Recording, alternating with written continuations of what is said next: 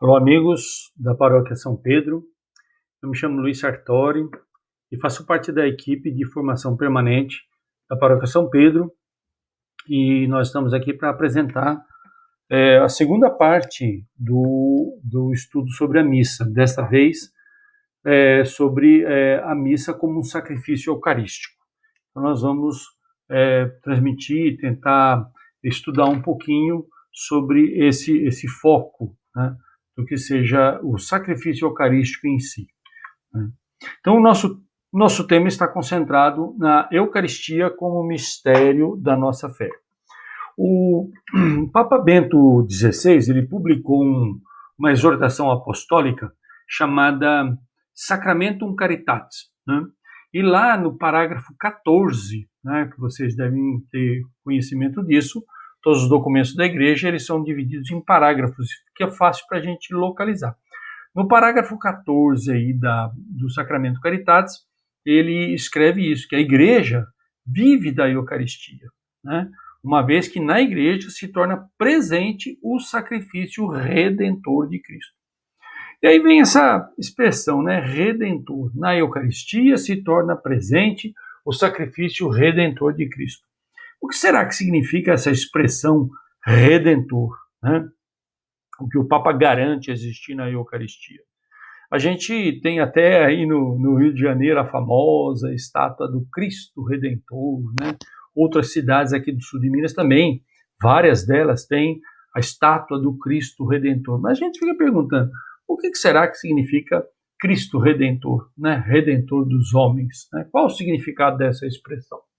Então, no sinal da cruz, né, nós dizemos em nome do Pai, Criador, em nome do Filho, Redentor, em nome do Espírito Santo, o Consolador. E aí aparece o nome do Filho, né, como Redentor. Aí a gente vai no dicionário da língua portuguesa procurar o que quer dizer Redentor. E lá está escrito, é a mesma coisa que libertador, salvador, né? Então, a gente conclui que se Jesus é o Filho Redentor, então ele é o nosso Salvador, né? Mas aí vem outras perguntas, tá? Ele salvou a gente do quê? Do que ele nos salvou? E como que ele fez isso, né? Como que ele é o Salvador e como que ele fez isso daí? Então, nós vamos estudar um pouquinho aqui, fazer uma leitura do Catecismo da Igreja Católica, né? O SIC, Catecismo da Igreja Católica. Como todos sabem, o Catecismo da Igreja Católica é dividido também em parágrafos, né? Então, no parágrafo 613, a gente vai ler lá, a morte de Cristo na cruz realiza a redenção definitiva dos homens e reconduz o homem à comunhão com Deus, né? Ele é o Cordeiro que tira o pecado do mundo. Catecismo da Igreja Católica, parágrafo 1367. Muito bem. Então, concluindo, obviamente, a missa é um sacrifício. Mas não é um sacrifício que se repete, né? O sacrifício, ele foi único, que foi o sacrifício do próprio Jesus. Na igreja, a gente torna presente o mesmo sacrifício da cruz, né? Porque dele é o nosso memorial. E nós temos os frutos desse sacrifício. Lá, o padre usa a fórmula, né, na hora da consagração. Isto é o meu corpo, isto é o meu sangue. Tomai todos e bebei, porque isto é o meu sangue, o sangue da nova aliança derramado por muitos homens em remissão dos pecados. Mateus escreve isso no capítulo 26, né, versículo 28. É a hora que Jesus faz a instituição da Eucaristia, né? Vejam que ele cita várias coisas. Ele fala o sangue, ele fala em nova e eterna aliança e fala em remissão dos pecados. Então essas três coisas, elas estão unidas, né? O sangue, a nova aliança e a remissão dos pecados. Tá bom, mas a gente vale fazer a pergunta, né? É perguntando que a gente encontra as respostas. Como que se dá isso? Como que ele tira o pecado do mundo se todo dia a gente está vendo acidentes, tragédias, ou seja, o mundo está cheio de pecado, né? Que jeito que se dá isso daí, né? Então, é esse o nosso foco em relação à questão da missa. Para a gente entender isso, eu vou ter que ler e entender como é que a coisa se deu. Lá na carta aos Hebreus, né, capítulo 9, eu até convido os colegas a darem uma lidinha na carta dos Hebreus. É uma carta pequena, curta, né? Dá para entender muito bem. E lá vem muitas explicações, né? Por exemplo, no versículo 3, né, a gente sabe que os hebreus, eles caminharam no deserto durante muito tempo. Depois que eles chegaram na Terra Prometida, eles construíram o templo, né? Um templo famoso, que é dito até hoje que era um templo enorme, o chamado Templo de Salomão. Então, durante o tempo que eles estavam no deserto, eles utilizavam em tendas e depois no templo, famoso Templo de Salomão. E lá no versículo 3, o São Paulo explica, né? Atrás do segundo véu achava-se a segunda tenda, chamada Santo dos Santos. Ou seja, haviam duas tendas, né? Uma primeira e uma segunda. Nessa primeira, todos os sacerdotes poderiam entrar para fazer as orações, etc. Mas na segunda tenda, o chamado Santos dos Santos, só o sumo sacerdote ele podia entrar, né? Está escrito lá, versículo 7, carta aos Hebreus. Na segunda tenda, só o sumo sacerdote, uma vez por ano, levando o sangue que ele oferece pelos pecados dele e pelos pecados do povo. Então, o que é esse tal de Santos dos Santos? É um espaço sagrado, né? Separado por um véu, por uma cortina. E lá dentro desse Santo dos Santos ficava a Arca da Aliança, ficava o candelabro, né? Ficava os objetos sagrados dos hebreus, né? Que só, como eu disse aí, só uma vez por ano que o sumo sacerdote fazia uma oferenda a Deus. Então ele sacrificava um animal, geralmente um bode, um bezerro ou um cordeiro, né? E que ele, na verdade, não tirava o pecado, mas era como se fosse uma esperança de conciliação com Deus, né? Já já a gente vai entender por que eles utilizavam o sangue, né? Muito bem. Esse dia que o sacerdote entrava lá era o chamado dia da expiação, né? O dia em que você vai se livrar das culpas do pecado. Daí que surgiu talvez a expressão bode expiatório, né? Quer dizer, você sacrificava um bode para livrar da culpa do pecado. Até hoje, né, gente? O famoso Yom Kippur é um dia celebrado, me parece até que é mais de um dia, parece que é uma semana, é celebrado lá pela religião judaica como o dia da expiação dos pecados. Muito bem. No Evangelho de São Lucas e no Evangelho de Mateus, nós temos duas passagens que são muito significativas. Lá em Lucas 23, 45, né, na hora que Jesus morre, na hora que ele entrega o espírito dele, o evangelista escreve: e o véu do santuário se rasgou de cima a baixo. Né? O véu, aquela cortina que separava o santo dos santos da outra parte, da sala que os outros sacerdotes poderiam frequentar. Em Mateus 27, ele escreve a mesma coisa. Naquele momento, o véu do santuário rasgou-se em duas partes, de alto a baixo. A terra tremeu e as rochas se partiram. Ou seja, alguma coisa aconteceu. E o véu do templo. E a gente fica perguntando, o que será que ele se referiu a esse véu que separava os santos dos santos, né? Então, vejam só, no sacrifício de Jesus na cruz, o véu do santuário rasgou-se de cima e baixo. Se, aí a gente tem que entender, se antes somente o sumo sacerdote tinha acesso a Deus, né, porque lá ficava a Arca da Aliança, era a relação que eles tinham com Deus, dentro dos Santos, a partir do sacrifício de Cristo na cruz, né, a partir da morte de Jesus na cruz, esse véu se rompe. Ele deixa de existir, né? Abre-se um caminho da humanidade para ter acesso direto a Deus. É isso que significa a redenção, né? É isso que Cristo faz. Ele abre um caminho para que os homens, a humanidade, todo mundo tenha acesso a Deus diretamente. Não precisa mais de um intermediário, né? Entenderam? Se antes o sacrifício era feito com animais, havia uma esperança, né? se reconciliar com Deus. A partir do sacrifício de Cristo na cruz, pronto, ele é o cordeiro imolado, né? Olha só, a cortina, o véu do templo, que separava os homens de Deus, deixou de existir a partir de Jesus Cristo. É esse o sentido forte da morte de Cristo na cruz. E isso é tão certo, gente, olha só, é tão certo que uma vez os apóstolos pediram para Jesus: mestre, né, mostra-nos o Pai, você fala tanto do Pai, né, que o Pai te enviou, etc. Mostra-nos o Pai. E Jesus, o que Jesus responde? Olha aí, João 14:9. Quem vê a mim, vê ao Pai. Então vejam só, Jesus Cristo abre o caminho. O sacrifício de Jesus na cruz abre o caminho para Deus. A missa, gente, nós recordamos, né, nós tornamos presente esse sacrifício de abertura, de caminho livre, direto para Deus. Isso que é a possibilidade de nós sermos agentes de remoção do pecado no mundo.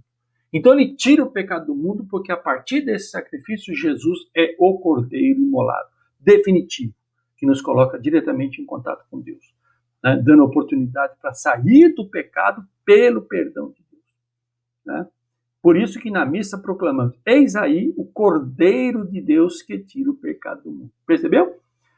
Antigamente o sumo sacerdote sacrificava um bode, né? Mas aquilo não era certeza. Agora, o Filho de Deus, encarnado, né, se doa, se entrega em sacrifício para abrir esse caminho do homem diretamente para Deus.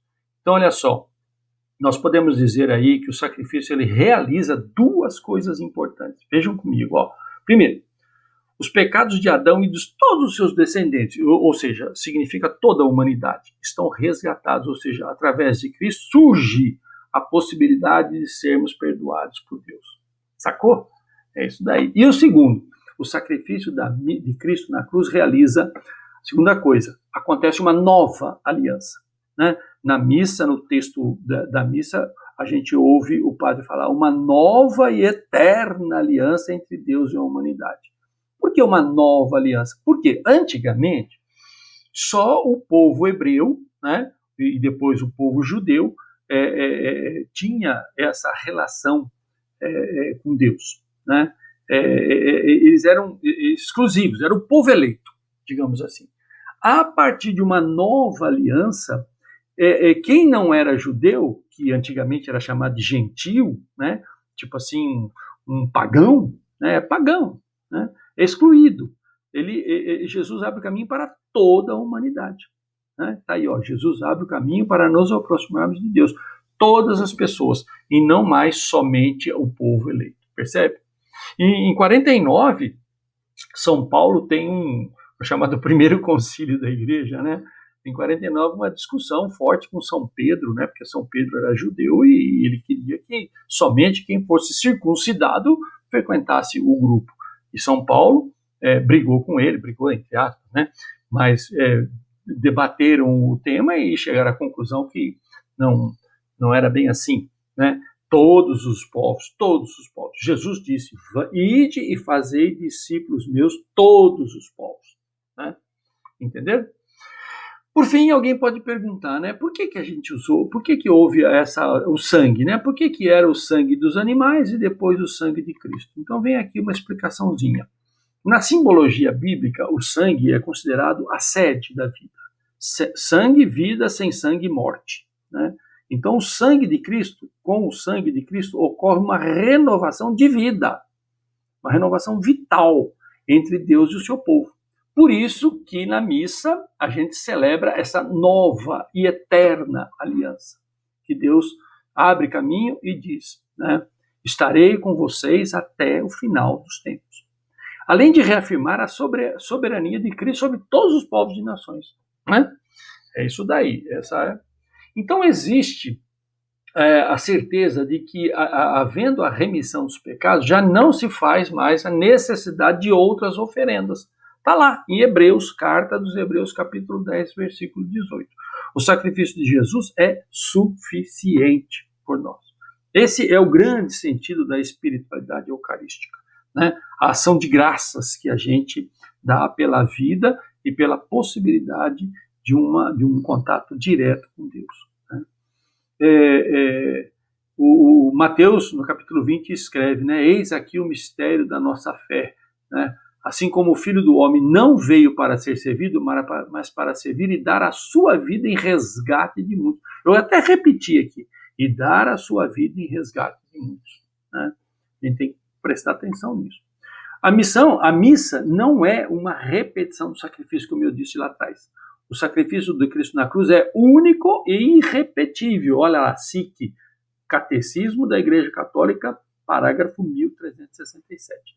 Na missa, tornamos presente o sacrifício da cruz, como ação redentora de Cristo, através da transubstanciação, a fé na transubstanciação. E isso tem que acontecer a partir do elemento fundamental, a fé. Se não houver fé da comunidade, aquilo passa a ser um teatro, né? A missa deixa de ser uma rememoração do sacrifício de Cristo, né? Tornar presente esse sacrifício, e passa a ser um teatro. Então, o que determina é a fé da pessoa. E olha só, o anjo disse a José, né, lá em Mateus capítulo 1, versículo 21, e ela, Maria, dará à luz um filho, e lhe porá o nome de Jesus, porque ele salvará o seu povo dos seus pecados. E o José acreditou nisso, né? O que moveu o José a acreditar nisso?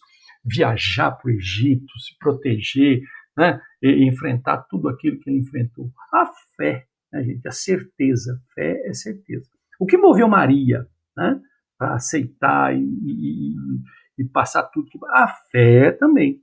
E que fé que é essa? A fé no nosso Deus, que promete e cumpre suas promessas, né? Essa é uma certeza que a gente tem que ter. O que deve nos mover no mundo de hoje é a fé.